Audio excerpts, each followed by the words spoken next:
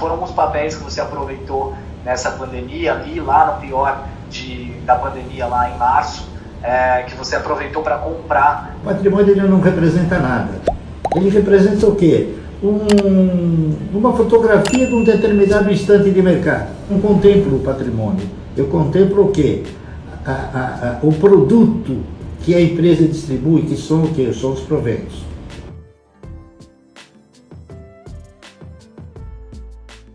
Quais foram os papéis que você aproveitou nessa pandemia, ali lá no pior da pandemia, lá em março, que você aproveitou para comprar nesse período, que acabaram ficando ali bastante baratos depois dessa queda da bolsa?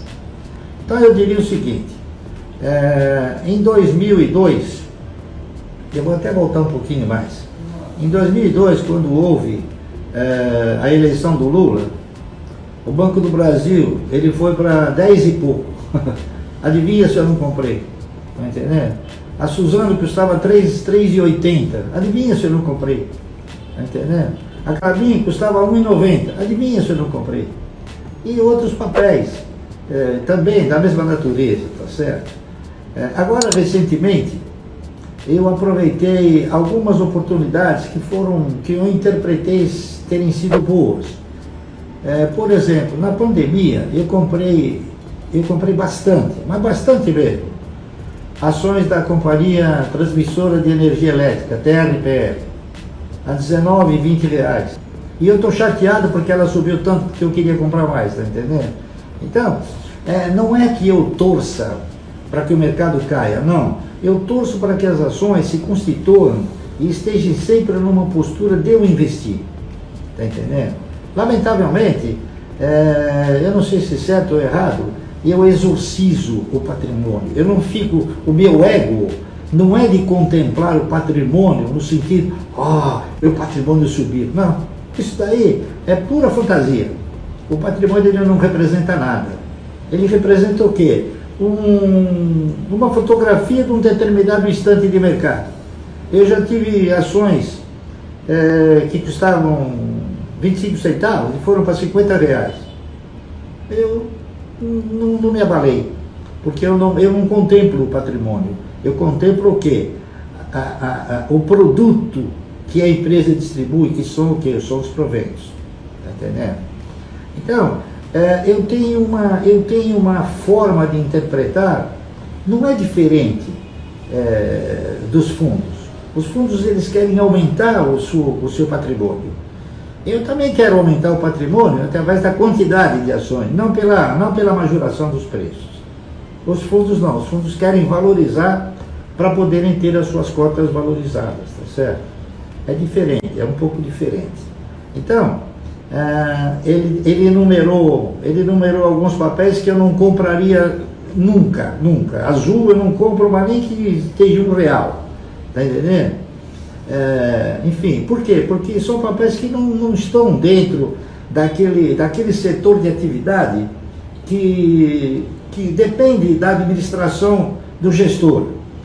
A Azul depende do Ministério, que tem a Agência Nacional de Aviação, aumenta ou não aumenta o custo, o querosene que é mais caro, tem que pagar, enfim, tem um monte de coisas, tem uma dependência muito grande.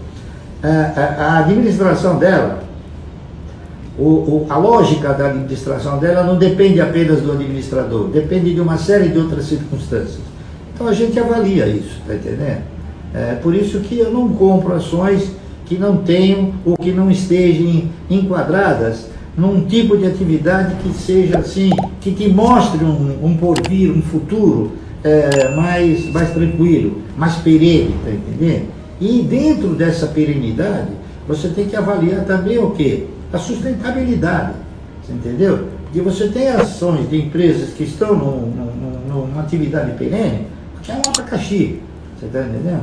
São empresas que, eu vou até citar dois exemplos, que são paradigmas, que são contrários. Você pega, por exemplo, a Klabin. A Klabin é uma empresa que está no setor de celulose e papel, não é isso? Ela tem eu não saberia te quantificar quantos Klabin são sócios da Klabin, tá entendendo? Então o que ela tem? Ela tem um programa e um compromisso com a sua coletividade de distribuir dividendos. Ela tem um perfil de amparar, através de proventos, os seus acionistas, não é isso? Por quê? Porque tem uma grande quantidade de Klabin, de Laffer, enfim, de todos eles, que têm ações e querem essa remuneração, tá certo? Você pega, por exemplo, a Suzano. Esse ano a Suzano não pagou dividendo, tá entendendo? Ela, para pagar dividendo, eu me lembro desde a época do... como é que era o nome dele? Um camarada que eu admirava extraordinariamente, o Boris Tabakov. Não sei se vocês chegaram a conhecer, mas era um cidadão de uma capacidade fenomenal, tá entendendo? Uma didática impressionante. Cada vez que ele fazia uma apresentação da Suzano, ele dizia o seguinte: esse ano aqui foi um ano difícil, mas o ano que vem nós vamos pagar grandes dividendos. Eu estou esperando até hoje. Fazem 30 anos, tá entendendo? Eles pagarem um grande dividendo, nunca pagaram um grande dividendo. A verdade é essa. Então é perfil da empresa, né? Então, você conhecendo isso, você vai direcionando os seus recursos para aqueles que pagam e que dão um bom dividendo. A transportadora de energia, TRPL, por exemplo, é uma empresa que paga dividendos extraordinariamente positivos. Então, são essas empresas que me atraem. E são essas empresas que deveriam atrair o cidadão que pretende sempre ter uma carteira de renda mensal. Eu consegui edificar um patrimônio com essa diretriz, tá entendendo? Não foi com a diretriz dos fundos, foi com a diretriz do investidor, pessoa física, pensando no quê? Pensando na carteira de renda mensal.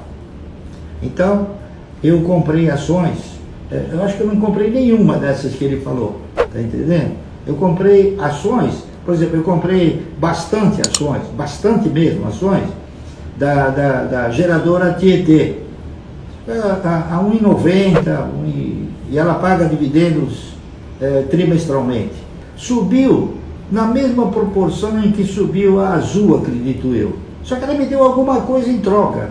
A Azul, o máximo que talvez ela pudesse me dar era uma passagem de graça. Tá entendendo? Enfim, não distribui nada, é muito difícil distribuir. Então, eu olho muito para a empresa que tem o quê? Que tem um mecanismo de contemplar os seus acionistas, tá correto?